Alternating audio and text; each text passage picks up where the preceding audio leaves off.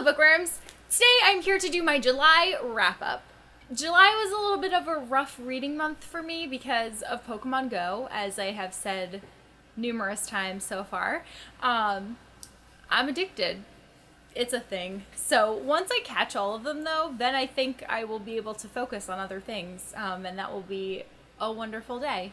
I actually only need like 20 more to have all of the Pokemon that are currently available in the game because like the legendaries haven't been released yet, but that's not what you're here for. So I'm going to talk about books now. The first book that I read in July is Vicious by V.E. Schwab.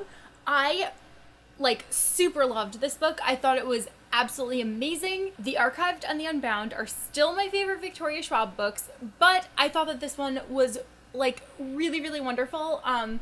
It followed a supervillain and a superhero, and it's kind of up to you to decide who is who. Lots of the characters in here are a little bit on the morally gray side of things, so it's a really, really fascinating read, and it's really interesting to hear like the scientific reasons that they have developed their powers. This is something that had me like engaged from the first page on. I'm really excited that Victoria is going to be writing another book in this series. And yeah, I definitely need to get my hands on it because I seriously love this so much. Like, this is definitely my second favorite of any of Victoria's book series that she's currently writing. And I ended up giving this one a 5 out of 5 stars. And you can read my full review, which I wrote on my blog, and I will leave a link to that down below. Next, I read The Thousandth Floor by Katherine McGee. I will insert an image of that right here for you to see. I read an ARC of this book, which I received at BEA, but since then there's been a much cooler cover that's been released, and I don't even have my copy of the ARC anymore because I gave it to Cassie, so she currently has that. But this book was really, really good. It was pitched as something that people who enjoy Pretty Little Liars or Gossip Girl would enjoy, and I would completely agree with that synopsis. But I would say that it's even more fun than either of those book series because it also has a really fun sci-fi twist. So it takes place in Manhattan in 2118, so it's very futuristic. It follows a group of very wealthy teenagers who live in a 1000th floor building, and they all live toward the top of the building. And it was just really cool, like hearing all of the ways that New York has changed in the future. I felt like the world building in it was really, really fun and really interesting.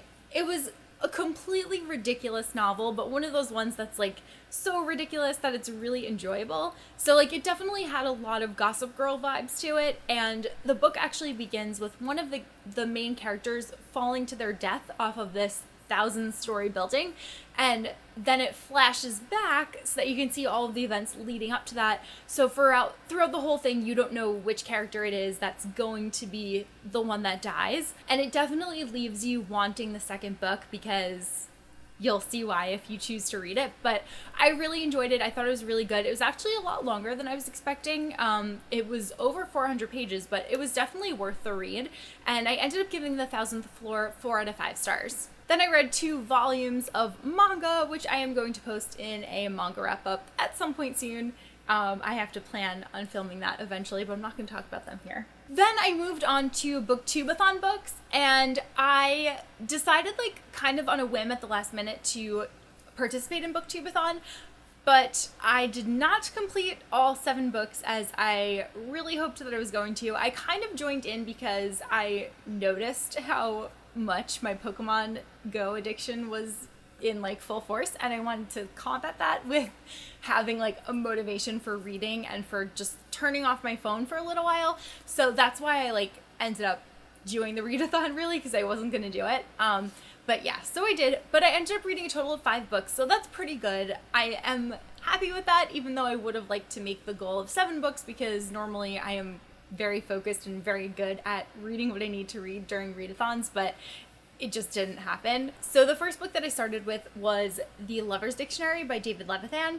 This was really cute. It goes through the alphabet and it starts with like A's, and it has a lot of different adjectives that begin with A, and then it talks about different aspects of a relationship, and it goes throughout the whole thing, and it's very small snippets of a like glimpse at a modern relationship. I enjoyed it, but it wasn't like my favorite book, so I ended up giving this one a 3 out of 5 stars. It's very short. I kind of wanted more from the story and wanted to know like a little bit more about the characters that I was reading about, but I did think that it was like a clever narrative, and I liked how he used the alphabet like and dictionary letters to tell the story, but it does jump around a little bit. It's not like a it's not in chronological order, so you do have to kind of figure out where things are placed or where you think that things should be placed in the relationship. So it was cute. It was a good read. It's probably not something that I'm going to reread.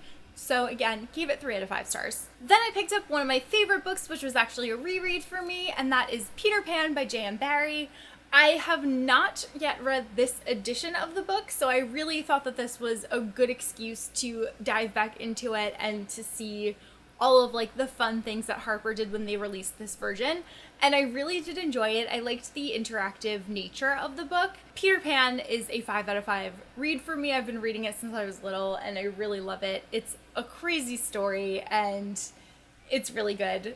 I think most people are probably familiar with it, but it's definitely very different than the Disney version that a lot of people are accustomed to, so it's much darker, and get ready for that if you choose to read the classic work.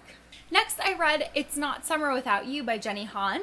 This one is the second book in the summer series by Jenny Han, and I actually decided that this would be a great time to read it because I read the first book for Booktubeathon last August, so I thought that this would be like a really fun way to continue the series. I've been meaning to do it, I just haven't. I definitely don't like this series as much as I like the To All the Boys I Loved Before and P.S. I Still Love You series, but I thought that the second book was actually a lot better than the first book, from what I remember. There was a lot of emotion that went into this one. It is still very heavy on the sibling love triangle, so that is something that I struggle with a little bit, but the main character did mature more than she was in the first book. Still not there, but better. So I did really enjoy this one. I am definitely interested in continuing and reading the third book and finding out who she decides to end up with and just where the series is going to go in general. But I ended up giving this one 4 out of 5 stars. This is another one that I wrote a full review for on my blog, and I'll leave a link to that review down below as well. Then I picked up The Captive Prince by C.S. Pacat. This is the first book in the Captive Prince trilogy. I struggled with this one. It has very, very mixed reviews. There are some people that love it and like are obsessed with the series, and then there are other people that hate it, will not continue, whatever. So I was curious to see where I would fall on the spectrum, and I definitely land somewhere in the middle. It's definitely not a book that I loved, but there were aspects of it that I think were well written. It's just very graphic, and there is a lot of like rape scenes which made me uncomfortable. It wasn't something that I really like wanted to be reading, and I understand that people have made the argument that that was necessary for the world building in here, but it just wasn't something that I found enjoyable. So I am like super torn on this one. I didn't hate it, but I didn't love it.